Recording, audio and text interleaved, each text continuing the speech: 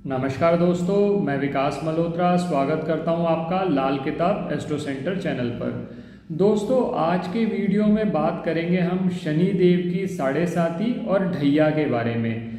जब भी शनि देव की साढ़े साती का नाम आता है तो लोगों में एक अजीब सा भय उत्पन्न हो जाता है कि पता नहीं ये साढ़े साती क्या नुकसान कर देगी। शनिदेव कर्म प्रधान हैं, शनिदेव न्यायाधीश हैं।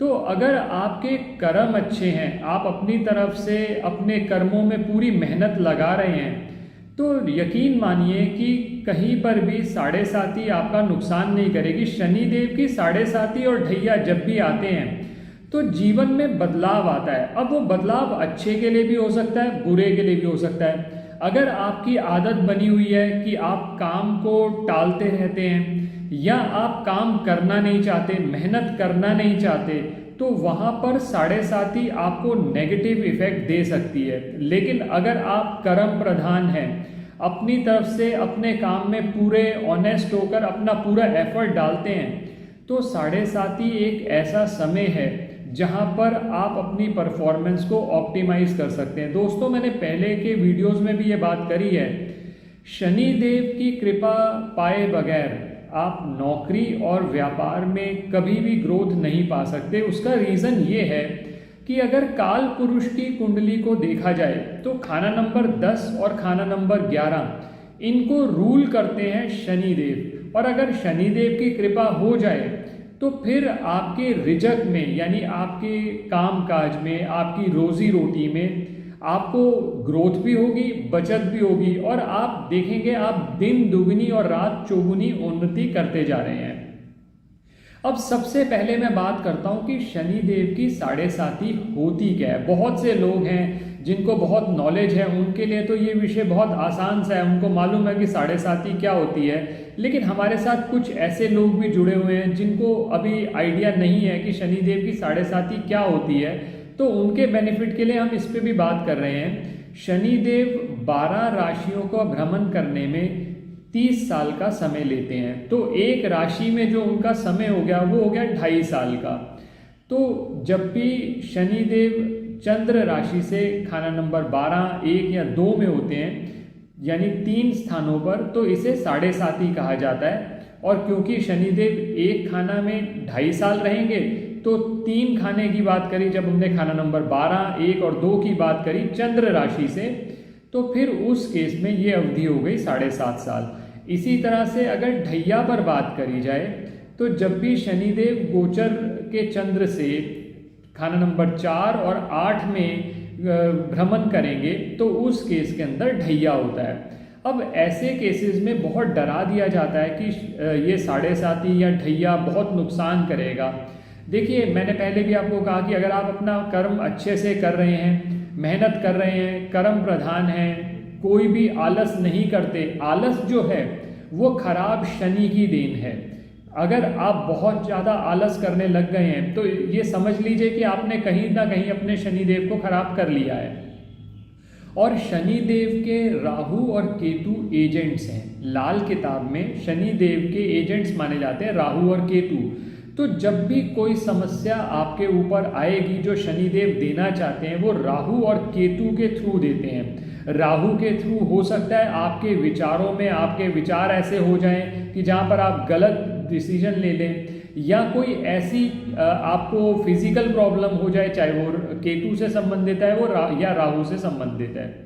अब ऐसे केसेस में अगर शनिदेव कहीं पर नेगेटिव रिजल्ट्स दे रहे हैं तो उनके निवारण के लिए उपाय क्या किए जा सकते हैं, वो भी मैं आज आपसे इस वीडियो में बात करूंगा। और ये इतने सिंपल उपाय हैं और ट्राइड एंड टेस्टेड उपाय हैं कि आपको इनका लाभ ज़रूर मिलेगा। इससे पहले कि मैं उपायों पे बात करूं, 2-3 चीज़ें और आपके लिए जानना ज़रूरी है। अब शनि देव की साढ़े साती के 3 चरण अगर मान के चले जाएं, 2.5 साल के, तो प्रथम चरण जो होता है वो फाइनेंशियल प्रॉब्लम ज़्यादा देता है। जो दूसरा चरण है, यानी अगले जो 2.5 साल होंगे, उसके अंदर पारिवारिक समस्याएं ज़्यादा आने की उम्मीद रहती है। और जो तीसरा चरण होता है उसमें हेल्थ रिलेटेड प्रॉब्लम्स होनी ज़्यादा पॉसिबिलिटी होती है। अब अगर शनि आपके खराब हो रहे हैं और अगर शनि अच्छे हैं तो आप ये देखेंगे कि साढ़े साती के पीरियड में ही आपकी बहुत ग्रोथ हो गई। साढ़े साती के पीरियड में लोग बहुत ग्रो कर गए क्योंकि वो इस अपॉर्चुनिटी को यूज करते हैं। शनि देव तब आपको फल देते हैं जब आप अपनी चुस्ती, चालाकी, होशियारी से जो आपके पास अपॉर्चुनिटी अवेलेबल है, जितने लिमिटेड रिसोर्सेज आपके पास अवेलेबल हैं, उनको कैपिटलाइज करके आप आगे बढ़ने की कोशिश करते हैं। तो ऐसे व्यक्तियों के लिए जो मेहनत करना चाहते हैं, शनि देव की साढ़े साती वरदान साबित होती है। तो इसलिए पहली बात तो ये घबराइए मत कि साढ़े साती है तो कोई नुकसान ही होगा। अब दूसरी बात आई कि शनि देव की साढ़े साती आपको किस जीवन के किस स्टेज में आ रही है उससे भी फर्क पड़ता है। जैसे अगर मान लीजिए आपके बचपन की उम्र में आपको साढ़े साती आ गई तो उसका जो नेगेटिव इफेक्ट अगर आप पर पड़ना है तो वो आप पर नहीं पड़ेगा, आपके पेरेंट्स पर ज़्यादा पड़ेगा। पहली चीज़ तो ये हो गई। अब मान लीजिए यंग और मिडल एज में, जैसे आप एक उदाहरण के तौर पर बात करूं, मान लीजिए आपकी साढ़े साती 18 से 45 साल के बीच में आ जाती है, तो ऐसी स्थिति में जो साढ़े साती का अगर नेगेटिव इफेक्ट आना होगा तो आपके फाइनेंसिस पे आएगा, आपकी जॉब पर आएगा, और ये भी हो सकता है रिलेशनशिप प्रॉब्लम्स जो आप अपने लाइफ पार्टनर के साथ देख रहे हैं वो भी आपको वो प्रॉब्लम्स फेस करनी पड़े। ये दूसरी स्टेज हो गई। तीसरी स्टेज, अगर मान लीजिए आपको ओल्ड एज में आता है तो सबसे ज़्यादा जो इम्पैक्ट पड़ता है वो आपकी हेल्थ पर पड़ता है। और इसके अलावा ऐसा भी हो सकता है बच्चों के साथ आपको प्रॉब्लम्स होनी शुरू हो जाएं, या ये भी हो सकता है प्रॉपर्टी रिलेटेड डिस्प्यूट्स हो जाएं जो कि बच्चों के साथ रिलेशंस आपके खराब कर दें। ये तीसरी स्टेज है। अब कोई भी स्टेज हो तो हम अगर साढ़े साती का कहीं नेगेटिव इफेक्ट देख रहे हैं तो उसको कैसे ठीक किया जाए, अब उस विषय पर आपसे बात करता हूँ।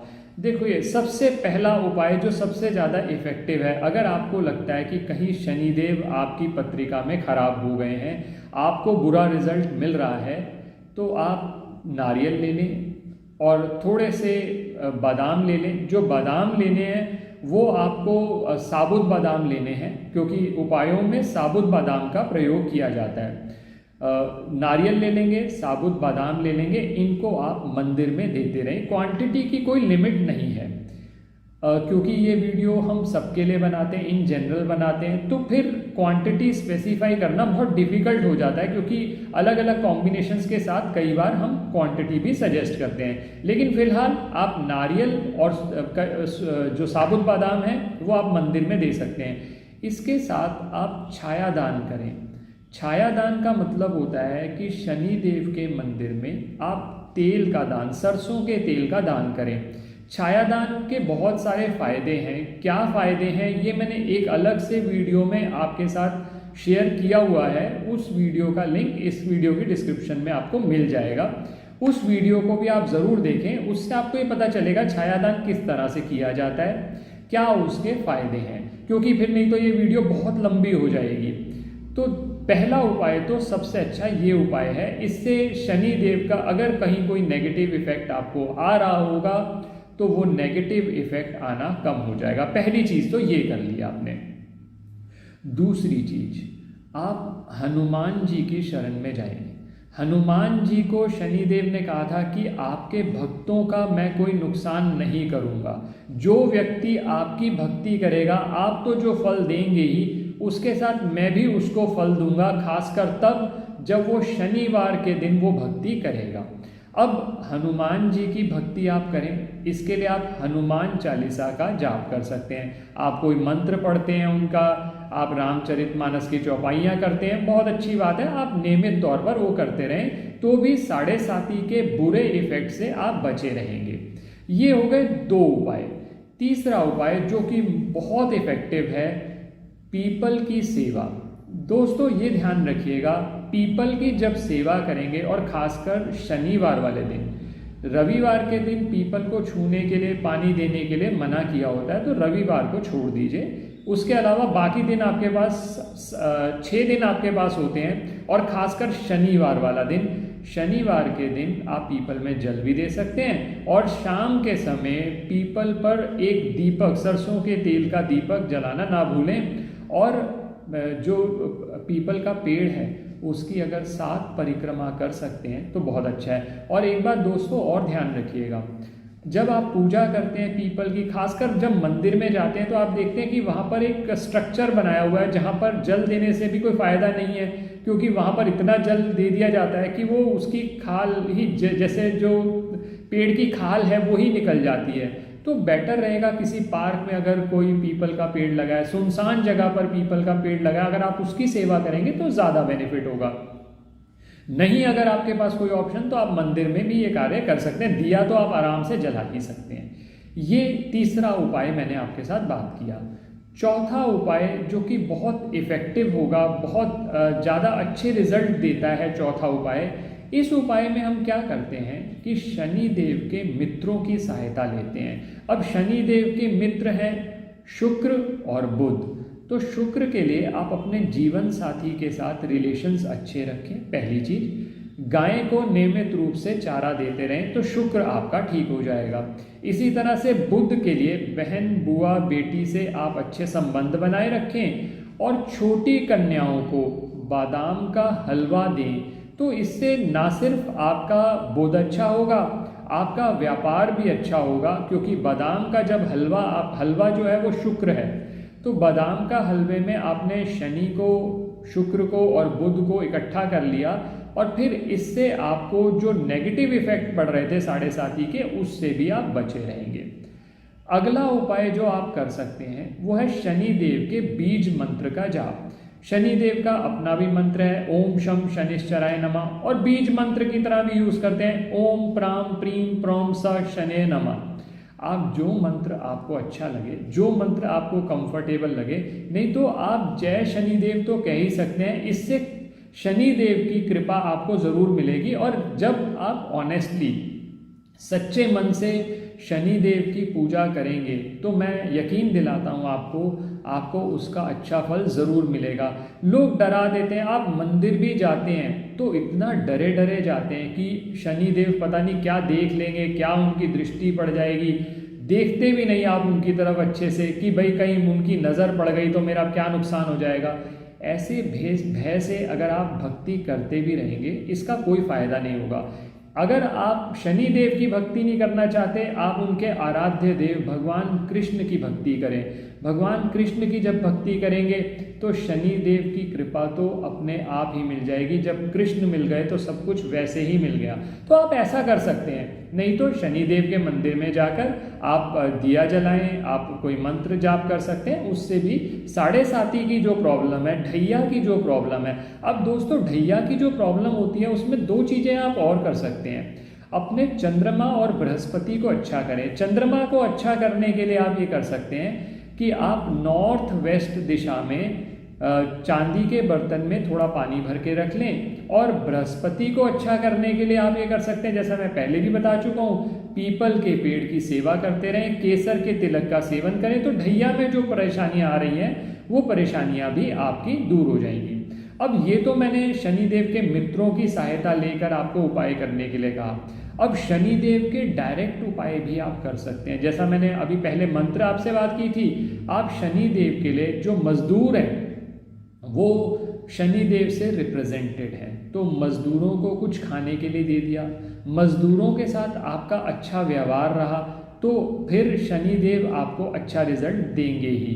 इसके अलावा आप कौवे की सेवा कर सकते हैं, कौवों को आप पनीर खिला सकते हैं, कौवों को कुछ और जो रोटी दे सकते हैं, खीर दे सकते हैं, कुछ भी जिससे आप शनिदेव का अच्छा रिजल्ट पा सकें, तो ये भी कर सकते हैं। और मछलियों को आटे की गोली बनाकर देना, ये भी शनिदेव को अच्छा करेगा। तो दोस्तों उपाय बहुत हैं, आपको ज़रूरत यह है कि आप कुछ उपाय सिलेक्ट कर लें, उनको रेगुलरली करें। वंस इन अ वाइल अगर आपने कोई उपाय कर लिया और आप सोच रहे हैं कि बहुत फ़ायदा मिलेगा, उसका फ़ायदा नहीं मिलता दोस्तों। रेगुलरली उपाय करेंगे आपको 100%, यकीन मानिए आपको 100% उसका फ़ायदा होगा। आशा करता हूँ आपको ये वीडियो पसंद आया होगा। वीडियो पसंद आया है तो लाइक करें, बाकी लोगों के साथ भी शेयर करें, और अगर चैनल सब्सक्राइब नहीं किया आपने अब तक तो आपसे एक विनम्र निवेदन है, इसे सब्सक्राइब करें, हमें सपोर्ट करें ताकि हम और अच्छे वीडियोस आपके लिए ला सकें। किसी भी तरह के ज्योतिषीय परामर्श के लिए आप फ़ोन या पर्सनल कंसल्टेशन हमारी वेबसाइट्स पर जाकर बुक कर सकते हैं, जिसका लिंक डिस्क्रिप्शन बॉक्स में दिया हुआ है। आप चाहें तो फेसबुक और इंस्टाग्राम पे भी हमारे साथ जुड़ सकते हैं, जिनके लिंक डिस्क्रिप्शन बॉक्स में दिए हुए हैं। धन्यवाद दोस्तों। और आखिर में शनिदेव की कृपा पाने के लिए जय शनिदेव ज़रूर लिखें। जब आप शनिदेव का ध्यान करेंगे, कहीं पर भी कोई नेगेटिव आपका कुछ नुकसान हो रहा होगा, कहीं पर अगर नेगेटिव हो रहे हैं शनि, आप जब ध्यान करेंगे सच्चे मन से, तो मैं यकीन दिलाता हूँ आपको उनका आशीर्वाद ज़रूर मिलेगा और आपके काम में बरकत ज़रूर आएगी।